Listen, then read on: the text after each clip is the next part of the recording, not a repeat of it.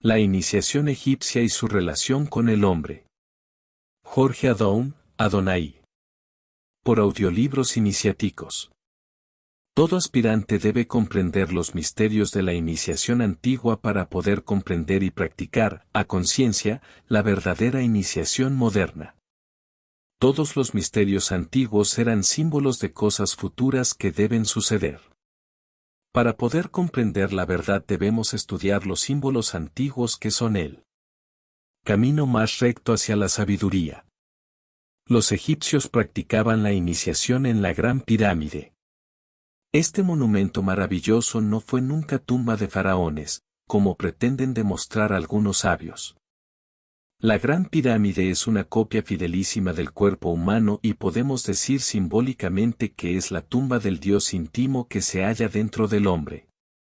Para que el hombre vuelva a la unidad con el Dios íntimo, debe buscar su propia iniciación en su mundo interno, así como en los tiempos antiguos. El aspirante debía penetrar en el interior de la Gran Pirámide en busca de la gran iniciación. Todas las religiones y escuelas materializaban y siguen materializando los misterios por dos motivos. Para velarlos a los ojos del profano y para facilitar su comprensión al candidato. Ams dice a Cetos, cuando llegan al pie del misterioso santuario de la iniciación. Sus secretos caminos conducen a los hombres amados de los dioses, a un término que ni siquiera puedo nombrar. Es indispensable que ellos hagan nacer en ti el ardiente deseo de alcanzarlo. La entrada de la pirámide está abierta para todo el mundo, pero compadezco a los que tienen que buscar la salida por la misma puerta cuyos umbrales han franqueado, no habiendo conseguido otra cosa que satisfacer su curiosidad muy imperfectamente y ver lo poco que les es dado referir. Pero el aspirante insiste en el propósito de recibir la iniciación y escala tras de su maestro, el yo superior, el lado norte de la pirámide, hasta llegar a una puertecilla cuadrada, siempre abierta, de reducidas dimensiones, 3 pies de ancho y otros 3 de altura, que da acceso a un pasadizo angosto. El discípulo y su guía recorren arrastrándose con dificultad. El guía va delante con una lámpara del saber humano que apenas alumbra su camino. La palabra pirámide viene de pir equivalente a fuego, o sea, espíritu.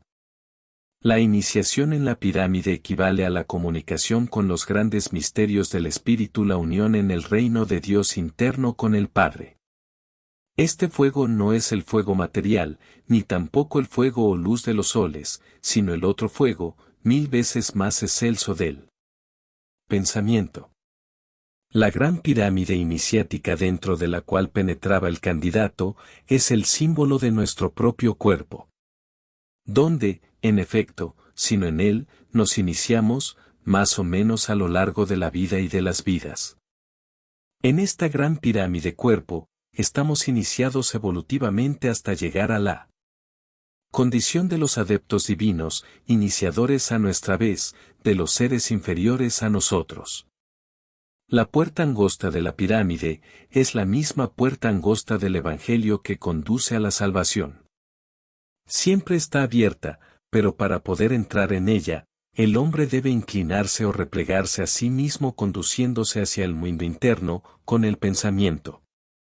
El pasadizo angosto es el camino abrupto y penoso que conduce hacia el reino de Dios, dentro del cuerpo, porque el camino de la perdición es ancho, dice Jesús. El guía es el buen deseo o aspiración y el candidato es el mismo hombre. Después de muchas angustias en pocos momentos, que al aspirante le parecen siglos, llega a una habitación de regulares dimensiones, dentro de la caja torácica.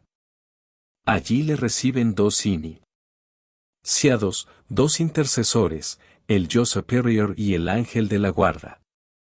Ambos son creados por el mismo hombre con lo mejor de sus aspiraciones presentes y pasadas, a quienes no debe hacer ninguna pregunta. Pero el aspirante ignora esta prohibición, trata de pedirles explicaciones, mas se le informa que no debe malgastar el tiempo, ya que no obtendrá ninguna respuesta, porque los intercesores no son más que sus propias criaturas, Y solo el Dios íntimo es quien puede dar respuestas verdaderas. Estos dos intercesores conducen el pensamiento al mundo interno y entran en un extenso corredor que conduce y termina por fin al borde de un precipicio profundo e insondable, el precipicio de las tentaciones de los deseos que conduce a la parte inferior del cuerpo físico. El aspirante debe ser tentado con esta prueba y debe bajar al pozo oscuro de su propio cuerpo. Una luz, emanada del yo soy, puesta en el borde, le permite apreciar el peligro de una espantosa caída, cuando el pensamiento se dirige a este mundo inferior y se deleita en él. Mirando con atención, el aspirante distingue unas barras empotradas en un lado de la negra cima que, aunque no sin riesgo, hacen posible el descenso del pensamiento por ellas a hombres de cabeza firme y ánimo imperturbable. El aspirante prefiere bajar para no sufrir las dificultades del regreso. A bastante profundidad terminan los escalones de sus costillas, pero sin llegar todavía al fondo.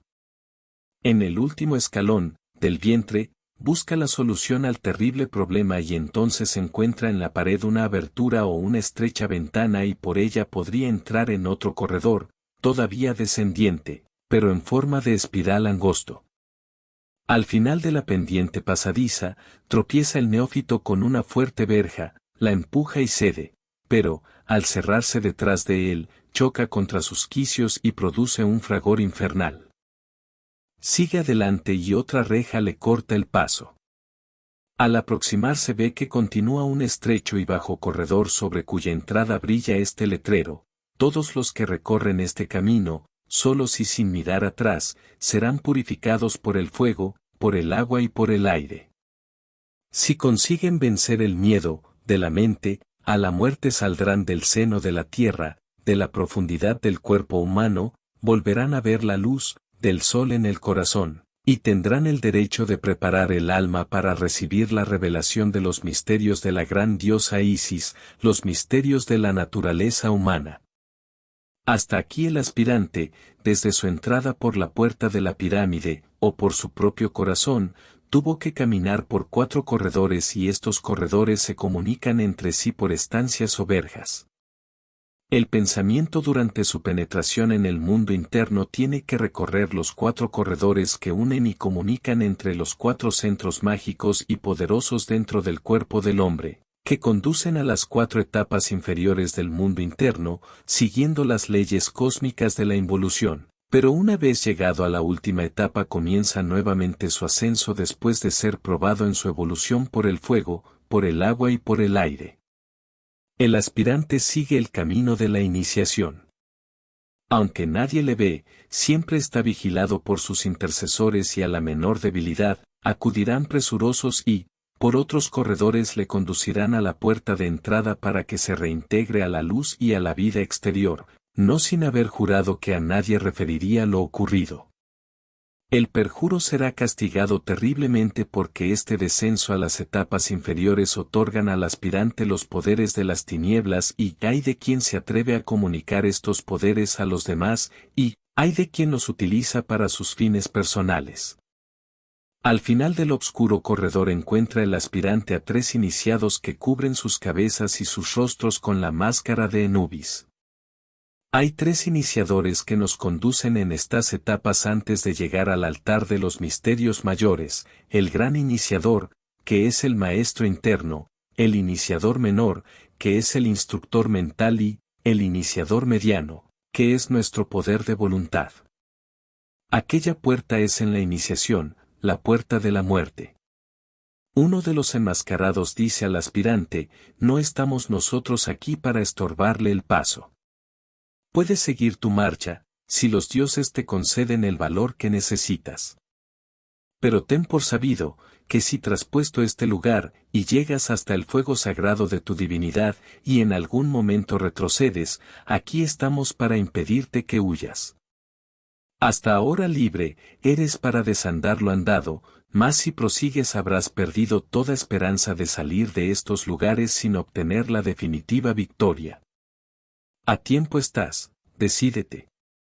Si renuncias, aún puedes salir por este corredor, que comunica con el mundo exterior, sin volver atrás la vista. Si avanzas, sigue el camino que ves frente a ti, que conduce al centro de la médula espinal, por donde debes escalar hasta el cielo. Este camino debes recorrerlo sin vacilación, si no quieres ser retenido en vuestro propio infierno. Escoge. Al contestar el aspirante que nada le arredra, los 3 guardianes, déjanle pasar, cerrando la puerta, la cuarta. Otra vez queda solo en un largo pasadizo a cuyo extremo advierte un resplandor. A medida que adelanta, su luz se hace más intensa llegando a ser deslumbradora. Pronto llega a una estancia abovedada donde, a un lado y a otro, arden enormes piras cuyas llamas se entrecruzan en el centro, de la base de la columna vertebral.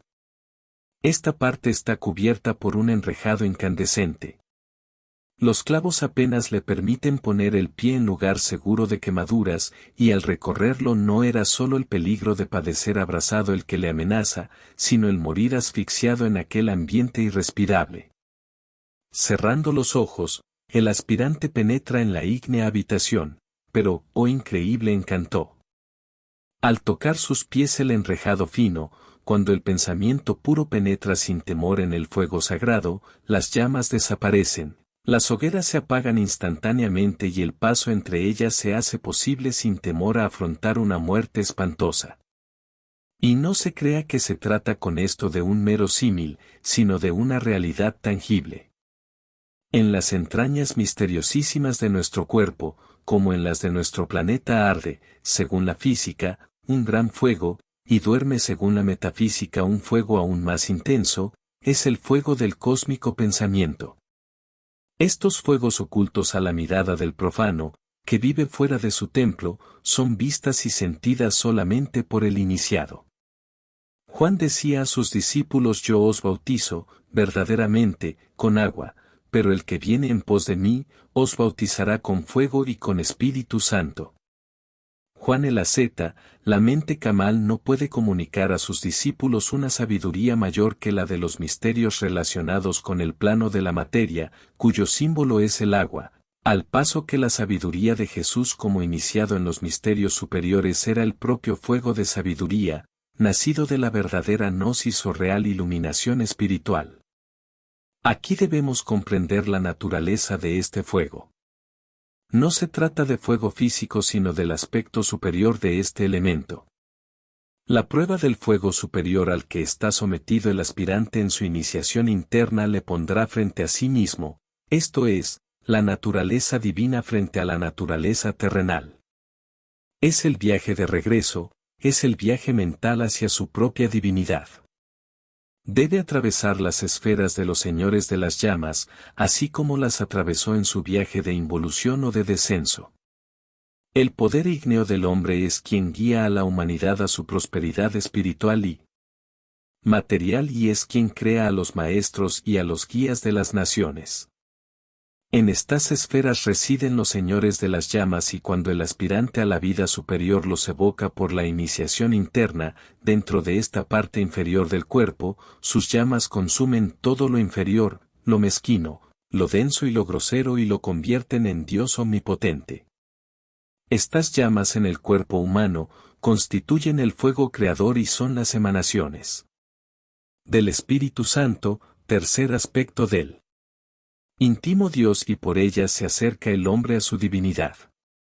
Para poder atravesar el mundo de las llamas divinas, se necesita un pensamiento y un cuerpo puros, castos y fuertes. El mundo de los señores de las llamas tienen 7 divisiones como todos los demás mundos, pero también estas etapas o divisiones son interpretados. En la parte superior gobierna el dios ígneo de la luz y en la parte inferior domina el demonio del humo. En la humanidad actual predomina el elemento del fuego con humo y por eso hacen sus guerras de destrucción a base de fuego y de incendios, mientras que los iniciados tratan de dominar al mundo por medio de la luz pura y no por medio del fuego destructor. El fuego del sol central y su representante en la cabeza, arde y no quema, a manera de la zarza de Joureb, mientras que el fuego del sol físico quema y arde por su rebelión contra el sol central tal como sucede en el cuerpo físico. El pensamiento es un poder que posee sonido, calor y forma. Una vez dirigido hacia la parte inferior del cuerpo enciende el fuego sagrado, pero la pureza del pensamiento y su castidad elimina del fuego su humo y su calor destructor y deja, solamente, su luz, y Dios es luz. Entonces el iniciado es elevado por los ángeles de la luz al trono de la luz. Todo hombre debe pasar estas etapas, pero los que toman el camino de regreso ascendiendo son los magos blancos o hijos de la luz, mientras los que se detienen en estas esferas se convierten en magos negros o hijos de las tinieblas. El pensador en este viaje mental inicia sus átomos, solo la pureza y la castidad pueden librar a estos átomos del infierno de fuego y tinieblas para conducirlos al cielo de la luz pura libre de todo humo y de todo ardor. El hombre que domina sus instintos se hace servir por estos dioses elementos del fuego. Siguiendo después otras galerías, dentro de su organismo, el aspirante iba a desembocar a la líquida extensión que invadía toda la de un amplio subterráneo. Al otro extremo se distinguía y al final de ella, una subida de escalones. Era preciso atravesar el peligroso obstáculo, y en consecuencia, el aspirante se desnudaba rápidamente y haciendo un paquete con sus ropas que mantenía en alto en la mano con que sostenía su lámpara, valíase de la otra para nadar y vencer la corriente de las agitadas aguas, de los deseos. Antes de que le fuera permitida al aspirante la entrada para llevar a cabo los deberes del sacerdocio en el propio santuario, debía ser sometido a la prueba del agua. El divino Jesús cumplió esa ley en el Jordán en donde pasó por el rito místico del bautismo del agua. Cuando salió del agua, se nos dice que el Espíritu Santo descendió sobre él. Cuando el aspirante se somete a la prueba del agua, se siente que se ha desprendido de su cuerpo físico y de sus 5 sentidos. Esta separación es parcial como cuando se encuentra durante los momentos de la entrada al sueño. El hombre al pasar primero por la prueba del fuego y después por la del agua, sigue la misma evolución del planeta Tierra que fue un día ígneo y que al enfriarse por el contacto en el espacio, generó una humedad, la que evaporada se levantaba y nuevamente caja hasta que llegó a ser agua. De modo que por la acción del calor y del frío fueron formados los espíritus de la tierra, del agua y del aire y que hasta hoy siguen formando el cuerpo humano. De manera que estos elementos nos acompañan desde la remota edad de nuestra formación física.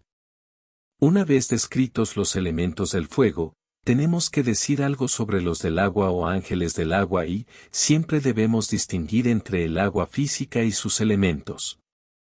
En la iniciación interna, después de vencer los elementos del fuego, dominando el instinto, el iniciado debe dominar los elementos del agua o de los deseos.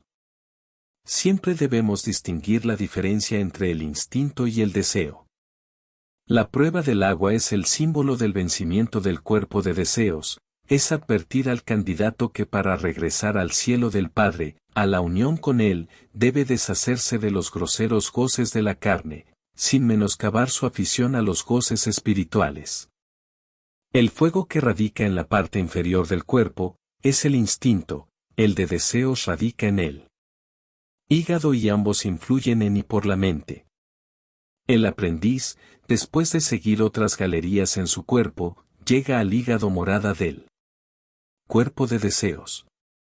En esta víscera reside el rey elemental del agua que dirige a sus huestes en el cuerpo, por medio de deseos. Otra vez debemos insistir para no confundir el agua con su elemento superior que es el deseo, así como no se debe confundir al cuerpo con el espíritu. El mundo de los elementos del agua es a modo de un vapor etérico, sus habitantes son seres vivos e inteligentes que intensifican nuestros deseos e impresiones. Los elementos de agua se apoderan de la substancia mental para tomar la forma deseada, pero al verlos interiormente ellos se parecen a una constelación de estrellas y por eso los ocultistas llaman al mundo de los elementales del agua, mundo astral, por la semejanza que tiene con los astros.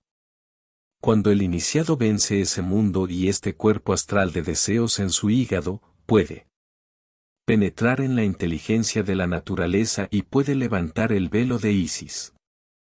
El hombre que se entrega a satisfacer sus deseos groseros se encuentra agarrado por estos elementos como por un pulpo. Ellos se apoderan de los átomos mentales para crear formas con las cuales encadenan al hombre. Estos elementales tienen sus secuelas internas dentro del hombre, pero nunca dan sus enseñanzas sino a las personas que los dominan y, este dominio debe tener su base en el amor. Los elementales del agua sienten mucha admiración y respeto para con aquellos seres que se sacrifican por los demás y por los que atraviesan el peligro para salvar a los náufragos. Las 7 divisiones de este mundo están pobladas por elementales de diferente desarrollo. Los inferiores nos incitan a los deseos bajos, mientras los superiores nos enseñan la sabiduría de las edades pasadas cuando la chispa divina del hombre penetraba en la densidad de la materia. Cuando un hombre domina sus deseos, los elementales del agua acuden a servirle con toda obediencia, buscando de esta manera llegar a la inmortalidad, por medio de la energía que reciben del íntimo en el hombre. Llegando a la otra margen, el neófito se vestía, y tras breve descanso, comenzaba a subir la escalinata a cuyo extremo había una plataforma, frente a una gran puerta, en la que estaban fijas 2 grandes anillas a modo de llamadores. Al tirar de ellas, la plataforma se hundía, y el neófito se encontraba en el aire, pendiente de sus manos, rendido por un furioso vendaval y sin luz, puesto que para agarrarse bien a las anillas, había que dejar caer la que llevaba. Después de unos momentos de angustia y de tenor que debían parecerle siglos, el viento cesaba, volvía a sentir bajo sus pies el terreno firme de la plataforma, y la puerta se abría ante su atónita mirada, para dejarle ver el interior de mi magnífico templo intensamente iluminado. La prueba del aire pertenece al mundo mental. En la parte abstracta del mundo de la mente habitan los elementos del aire y tienen un importante papel en la evolución del hombre. También en esta parte se halla nuestra mente propia que hemos heredado del remoto pasado.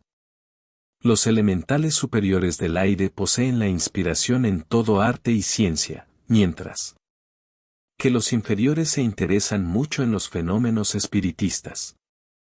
En la iniciación interna el neófito debe dominar los elementos inferiores para ser servido por los superiores.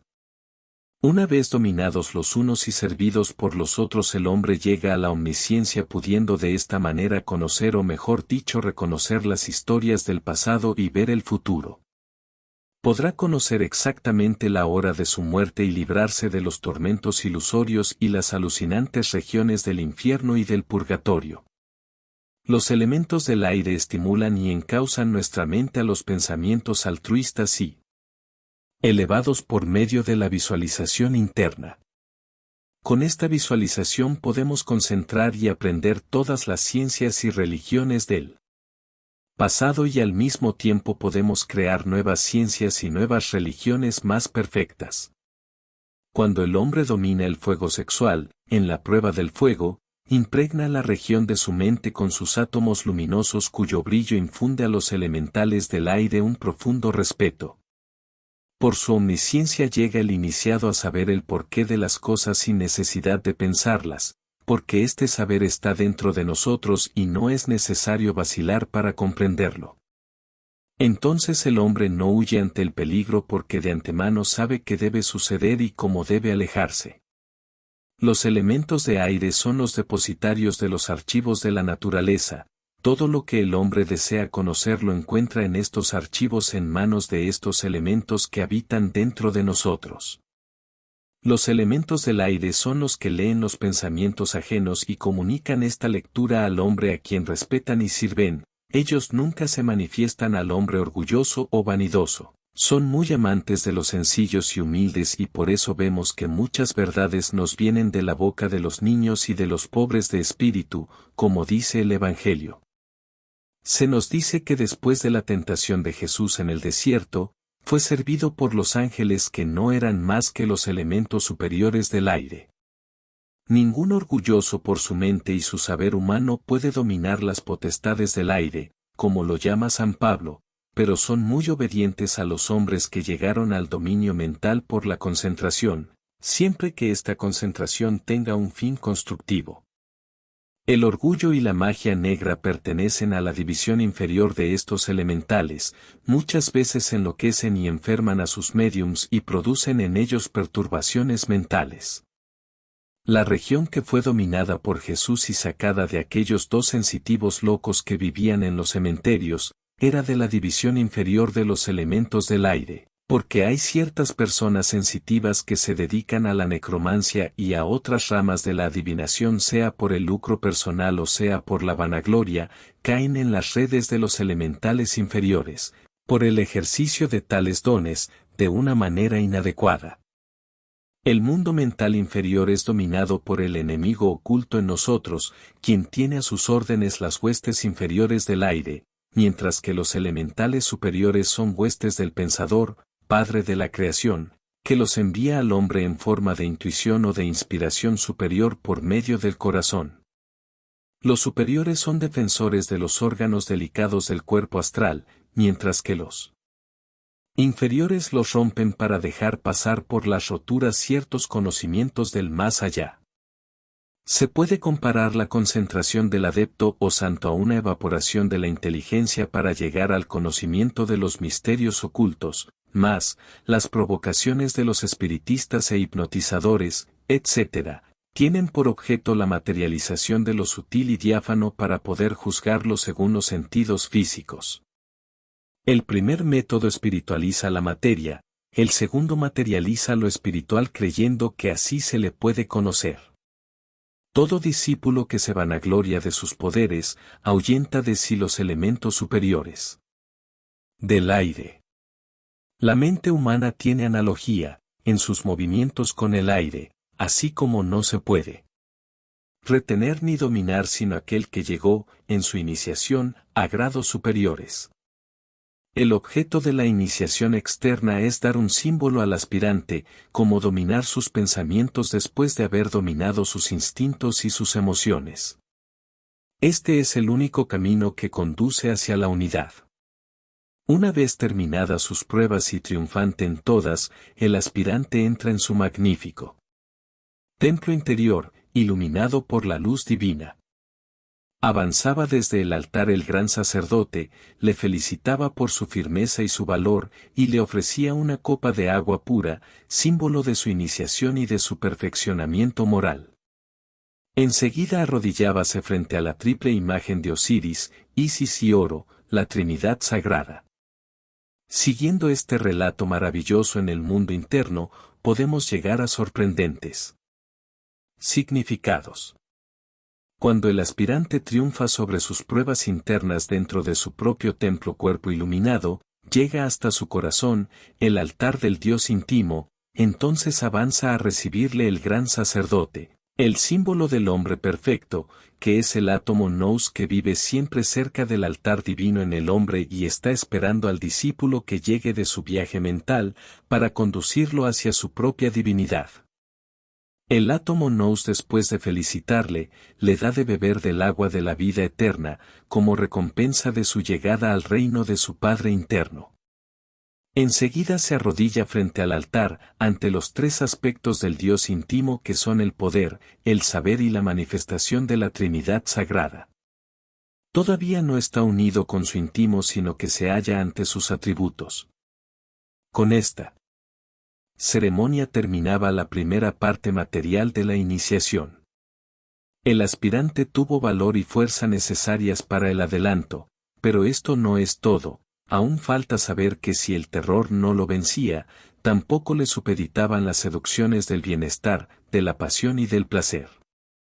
Para demostrarlo y sin que el aspirante se diera cuenta, durante el transcurso de su educación iniciática, tiene que ser tentado como Jesús en el desierto, para cerciorarse si quebrantará sus obligaciones de vida pura y de dominio de los apetitos y sensaciones. Si vence, será un discípulo de la iniciación; si por el contrario se deja vencer por los apetitos y las pasiones, es sentenciado a permanecer en una categoría inferior hasta aprender a vencerse a sí mismo. Durante las pruebas morales y la meditación, el aspirante aprende en las escuelas internas toda la sabiduría, el significado de las ceremonias religiosas, la simbología, la conciencia y magia de los números y letras, la relación de la astronomía con su propio cuerpo que conduce a la astrología hermética. Aprende el poder de la palabra y del pensamiento y sus efectos, manejando el poder magnético e hipnótico, recibe poco a poco la ciencia de la magia y la manera de utilizarla. Pero para llegar a la cumbre del poder debe preparar sus 3 cuerpos contra los cuales salió vencedor en las pruebas, el cuerpo físico, el cuerpo de deseos y el cuerpo mental. Domina el cuerpo físico por medio del ayuno y el ascetismo. El ayuno le purifica y el ascetismo domina sus sensaciones triunfando sobre el hambre, la sed, el frío, el calor, el cansancio, el sufrimiento y todas las molestias materiales. Tenía que mantener su cuerpo limpio, dormir poco, trabajar mucho, su alimento debía ser bueno y natural y no debía beber más que agua. Dominaba al alma o cuerpo de deseos con matar las pasiones, la ambición, el deseo de poseer, el bienestar personal, el egoísmo, etc., debe llegar a ser diferente ante las alegrías y los dolores, ante los placeres y los sufrimientos, de modo que nada ni nadie altere nunca su tranquilidad de pensamiento. En este periodo debe aprender ciertas místicas obligaciones, rituales y costumbres, prácticas y oraciones. Para dominar su tercer cuerpo que es el mental, debe dedicar todos sus pensamientos al mundo interno, silencioso en sus meditaciones, enviando su poderosa voluntad a la distancia para realizar ciertos deberes. De esta forma puede llegar a los planos de la vida espiritual, donde se alcanza la iluminación y el conocimiento de la verdad. El dominio de los 3 cuerpos es necesarísimo para la última prueba que equivalía al coronamiento de toda la iniciación. Significaba la completa dejación de todo lo vulgar, lo terrenal, para alcanzar la suprema luz, la que solo brilla ante los ojos cerrados por la muerte física. Esta última prueba consistía en colocar al discípulo dentro de un sarcófago. Echado dentro de él, tenía que pasar inmóvil toda una noche entregado a profunda meditación y a especiales rezos. En estas condiciones, realizaba la proyección de cuerpo astral, según los métodos que le habían enseñado, y su cuerpo invisible, arrastrado por las corrientes de los planos superiores, ascendía a las alturas donde le era dicha la última palabra, donde conocía el último secreto de la absoluta verdad. Al lucir el nuevo día levanta de la base del sarcófago un hombre distinto, un adepto perteneciente a la suprema jerarquía de la iniciación. Sus poderes eran indescriptibles, y sus obligaciones y responsabilidades eran espantosas. Solo un maestro de la secreta sabiduría podía ser capaz de afrontarlas. La entrada en el mundo astral necesita el dominio de los 3 cuerpos arriba indicados. El aspirante debe ser puro en cuerpo físico, en cuerpo de deseos y en cuerpo de pensamientos o en otro término, en pensamientos, deseos y obras. La verdad es interna y para llegar hasta ella debemos entrar en nuestro mundo interno y hacer de nuestro cuerpo físico un sarcófago. Por medio de la profunda meditación y la oración mental, el espíritu penetra en las corrientes divinas, asciende hasta el Padre quien al vencedor le dará maná escondido, y le dará una piedrecita blanca y en la piedrecita un nombre nuevo escrito, que no sabe ninguno sino aquel que lo recibe. Al final daremos los ejercicios adecuados para estos ensayos. Hay personas que creen que los tiempos de la iniciación se extinguieron antes de la era cristiana. Tal vez sea cierto, pero nunca se debe olvidar que si la iniciación egipcia ha desaparecido, otras más importantes y más prácticas surgieron en el seno del judaísmo y la más perfecta nos trajo el cristianismo. Se nos dice hoy, que hay que buscar la palabra perdida en el Tíbet, en las inaccesibles cumbres de los Himalayas, está el misterioso retiro de los maestros.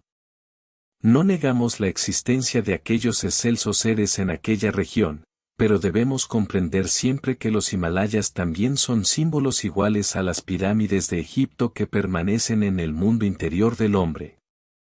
La invisible entrada permanece abierta, El sendero hoy como entonces existe. Solo pueden hollar el sendero aquellos que ponen en práctica los 4 consejos de la Esfinge y les un decidido propósito exento de insana curiosidad. En cualquier parte que estén, pueden encontrar el camino. Porque los maestros internos velan y su atención alcanza a todas partes.